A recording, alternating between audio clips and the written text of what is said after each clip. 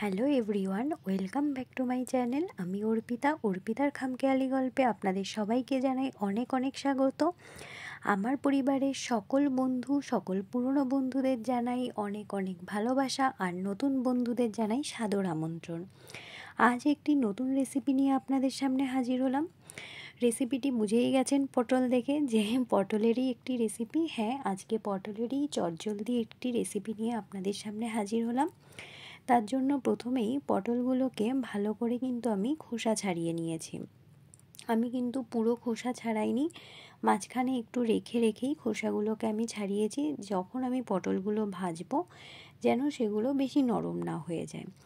আর হ্যাঁ, পটলগুলোর খোসা ছাড়ানোর পর আমি একটি বাটিতে নুন জল করে নিয়েছি। সেখানে পটলগুলোকে আমি 1-1.5 ঘন্টা মতো ভিজিয়ে রেখেছি। যেহেতু আমরা জানি যে কোনো সবজি চাষের জন্য একটু রাসায়নিক সার প্রয়োগ করা হয়, তো সেটার জন্যই আমি এইভাবে নুন জলে একটু ভিজিয়ে রেখেছি।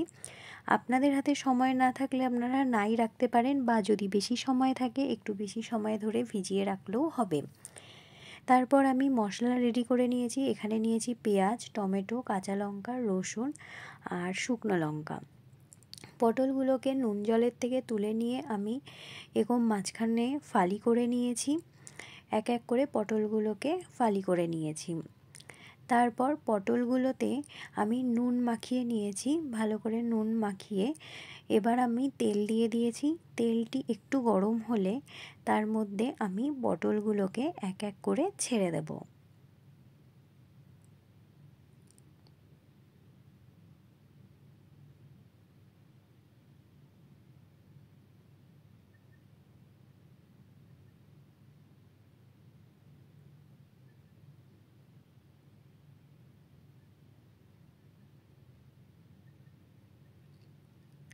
এইভাবে পটলগুলোকে আমি আস্তে আস্তে ভালো করে ভেজে নেব। আমার একটু টাইমই লেগেছে পটলগুলো ভাজতে।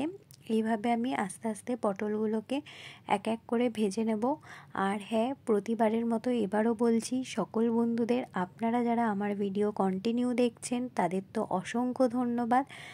আর প্লিজ আপনারা একটি লাইক দিয়ে আমার ভিডিওটি কন্টিনিউ করবেন। আপনাদের একটি লাইক কিন্তু আমার কাছে অসংখ্য অসংখ্য গুরুত্বপূর্ণ। আর যারা এখনও আমার চ্যানেলটি সাবস্ক্রাইব করেননি তাদের কাছে অনুরোধ, আমার চ্যানেলটি সাবস্ক্রাইব করে অবশ্যই আমার পাশে থাকবেন। এইভাবে আমি আস্তে আস্তে পটলগুলোকে ভেজে নিয়েছি। দেখুন, এখানে আমি পটলগুলো কিন্তু খুব কড়া করব না, আমি চামচের সাহায্যে দেখিয়ে দিলাম। পটলগুলো কিন্তু মোটামুটি এখানে ভালোই সেদ্ধ হয়ে গেছে। এবার আমি এক এক করে পটলগুলো একটি পাত্রে তুলে নিলাম। তারপর আমি যে আরও কিছু পটল ছিল সেগুলোকে তেলে একইভাবে দিয়ে আমি ভেজে তুলে রাখলাম।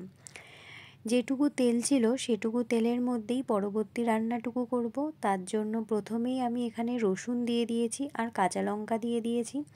কাঁচা লঙ্কাগুলো কিন্তু আমি খুব বেশি কড়া ভাজবো না, আর রসুনগুলোকে আমি মোটামুটি ভাজবো, যেহেতু রসুন কিন্তু ভাজার পর একটু ভালো স্মেল বেরিয়ে আসে। সেগুলো ভেজে তুলে রেখেছি। তারপর ওই একই তেলে পেঁয়াজ আর টমেটোগুলো ভেজে নেব। দেখুন, আমার পুরো ভাজা হয়ে গেছে। এবার লবণের মধ্যে একটু লবণ দিয়ে দিয়েছি। লবণের মধ্যে যে ভেজে রাখা রসুনগুলো আছে সেগুলো কিন্তু আমি হাতের সাহায্যে ভালো করে মেখে নেব। অর্থাৎ হ্যাঁ, আজকে আমি খুব সহজ পদ্ধতিতেই পটলের ভর্তা তৈরি করছি। তো রসুনগুলোকে আমার মাখা হয়ে গেছে। এবার আমি কাঁচা লঙ্কাগুলোকে ভালো করে মেখে নেব। এক এক করে আমি এখানে যা যা উপকরণগুলো নিয়েছি সেগুলো ভালো করে হাতের সাহায্যে মেখে নেব। আমি কিন্তু এখানে এক্সট্রা করে সর্ষের তেল পরে দিইনি। আমার পুরো উপকরণগুলো ভাজার পর যে এক্সট্রা তেল ছিল আমি সেটি এখানে নিয়ে নিয়েছি। আপনাদের যদি তেল এক্সট্রা না থাকে তো উপকরণগুলো মাখার পর অবশ্যই একটু তেল অ্যাড করবেন। এখানে কিন্তু যে কোনো ভর্তাই কিন্তু সরিষার তেল দিয়ে মেখে খেলে তার স্বাদ অনেকটাই পরিমাণ বেড়ে যায়। আমি আস্তে আস্তে এবার টমেটোটাকেও মেখে নিয়েছি। এবার হচ্ছে আমি পটলগুলো যে ভেজে রেখেছিলাম সেই পটলগুলোকেও আমি কিন্তু এই উপকরণগুলোর মধ্যে খুব ভালো করে মেখে নেব।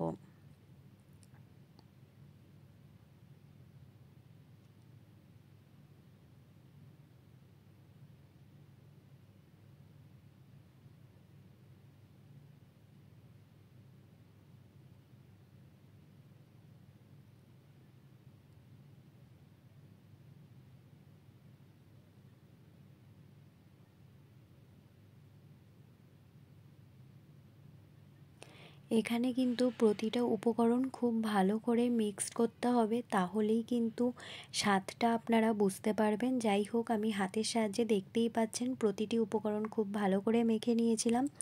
যদি আপনাদের রেসিপিটি ভালো লাগে অবশ্যই বাড়িতে একবার ট্রাই করবেন। আর আমার ভিডিও ভালো লাগলে অবশ্যই আমার পাশে থাকার অনুরোধ রইল। সকলে ভালো থাকবেন, সুস্থ থাকবেন, টাটা।